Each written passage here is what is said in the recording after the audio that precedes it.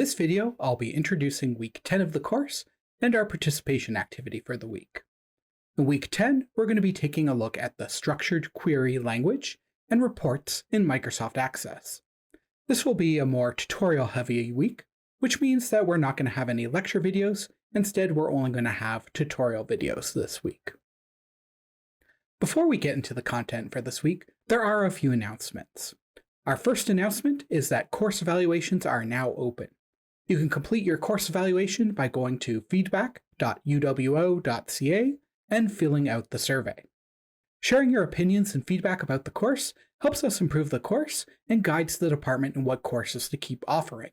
So if you like CS1032 and you want to keep seeing it offered by the department for other students, make sure you fill out that survey.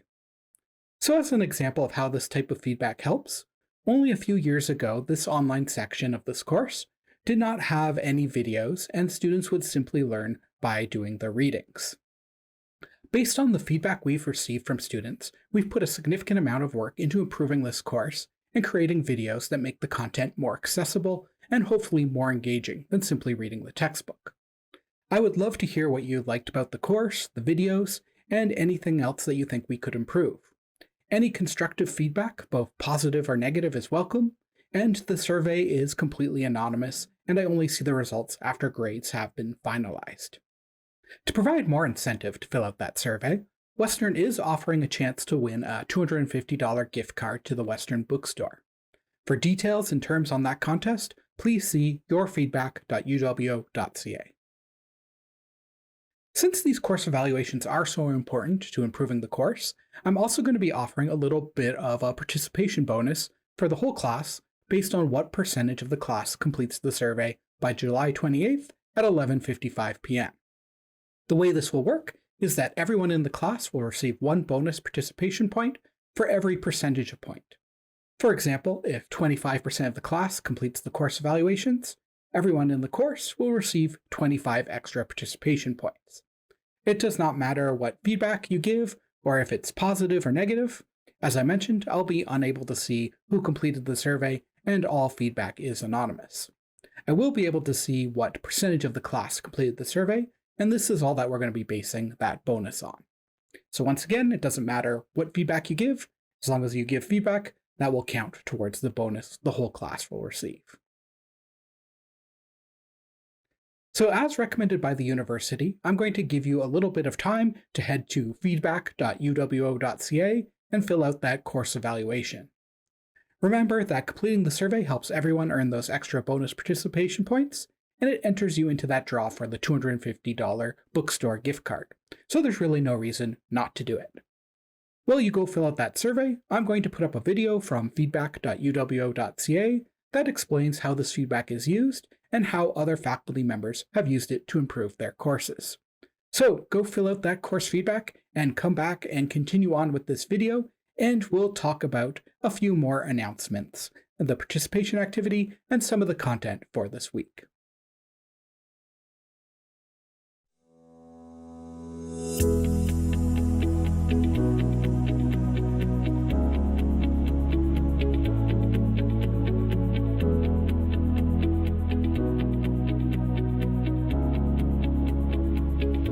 Questionnaires are very important because they really are an important signal of how we're doing in our teaching and learning mission at Western. They're important for instructors because they give that feedback. They help instructors get a sense of what's working and what's not. And they're important for students because students can now say very directly, this is what helps me in my learning experience. I'm Mike Atkinson. I'm a professor in the Department of Psychology. I'm also a teaching fellow at the Teaching Support Center. My specialty is large classes, and my class currently is 800 students. Maybe they're not too enthusiastic about the process, maybe they're even cynical. First thing I want to know is, why are you cynical? Do you think that these are not a valid measure of, say, student learning? Do you think that this is not a valid representation of what you do in class? And then I would discuss the research with them that shows that, in fact, these are valid measures of those things. My name is Felix Lee. I teach chemistry at Western. I've been here for just over 12 years now. I was skeptical at first. At first, I thought that maybe 10 to 15% of students would answer the questionnaires, but it turned out that 65% of the students answered them. And what was best was that because students were typing the answers out as opposed to writing them out in pen or pencil, the average length of each answer was much, much longer. I've used the feedback from the questionnaires in many ways over my 35 years of teaching, 26 of them at the university level. It has informed me in terms of how I deliver the content, whether I engage the students in ways that I thought I did. It also has informed me how clear my explanations are, how organized I think I am as opposed to the perceptions of the students. So that also points to the differentiation of students' learning and ability to take in information and make sense of it. So it's made me even more aware of how different each student is in their learning and how they actually acquire and understand the information. The best feedback I've received probably has to do with how quickly I present the material. It's helped me slow down, it's helped me realize that there are many different learning styles out there, and that in class we do have to target many different learning styles. My name is Nicole Campbell, and I'm an assistant professor in the Department of Physiology and Pharmacology, and I teach the upper year interdisciplinary medical science students. The one thing I would tell my students about the questionnaires that they maybe wouldn't realize is that myself, having received feedback for so many years, I would want them to know that I actually still get nervous to read that feedback. And the reason I'd want them to know that is because that means it means something to me. So you would think that maybe as you progress in your career, you would be less nervous, but it's kind of the opposite. And I think the reason for that is that we are invested and we care, and we want to make sure that we're doing our job well. Many students think that the results of these questionnaires are going into a black box, that they're never used again, and that it's just a time-consuming process. We, on the other hand, use these results to assess teaching performance. We assess how students are finding a course. Do they find a course appropriate? Do they find a course interesting? Do they find a course totally useless for the program? So we take these data seriously.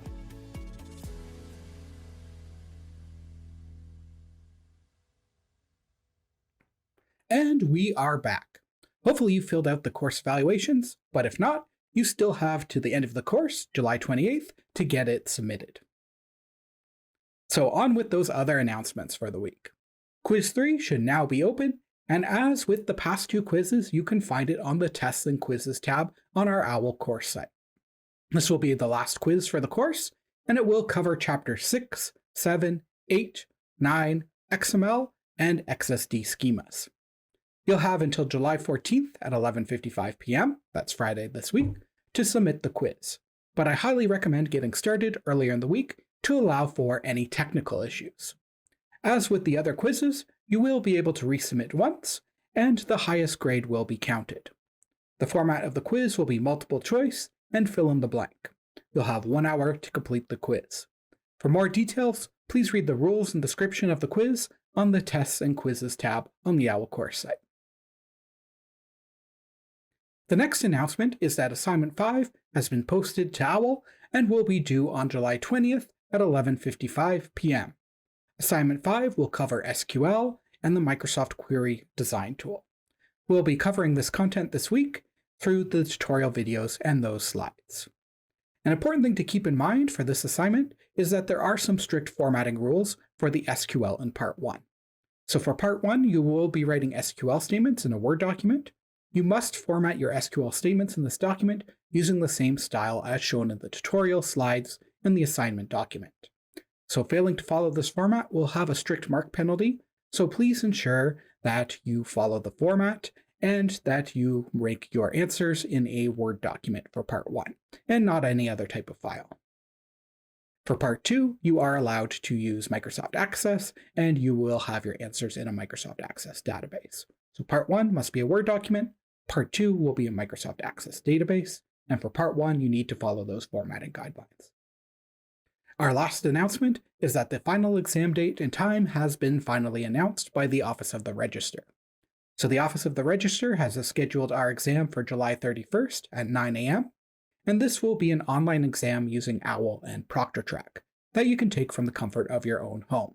So you want to make sure that you do have a quiet space to yourself that you will be able to write the exam in. It will be a closed book exam with no cheat sheet, textbook, or access to any online resources, and you will be required to use ProctorTrack, which means you need a webcam and a microphone. These can be built into your laptop or external USB devices. Both Mac and Windows computers will be fine to write the exam with. You won't be using Microsoft Access or anything like that. You'll just be answering questions on OWL. But I should make a point that you can't take the exam on a smartphone or tablet. It has to be either a Windows computer or it has to be a Mac OS, an Apple computer.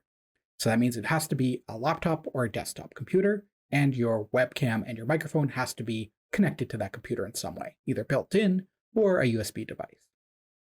So we're going to start the onboarding process for ProctorTrack next week, and I will be posting additional information about the exam as well as studying resources next week as well. So make sure that you have a reliable internet connection, a webcam, and a microphone for that onboarding process that we're going to start next week. So on to the content for this week. This week we have a few items for you to review. First is the SQL tutorial slides that can be found on the OWL Week 10 page. I recommend starting by reading these over. Next is the SQL tutorial video that will cover both writing SQL queries and using the query design tool in Microsoft Access. I recommend following along with this tutorial by using the copy of the Access database that can be found on the week page 10 on OWL.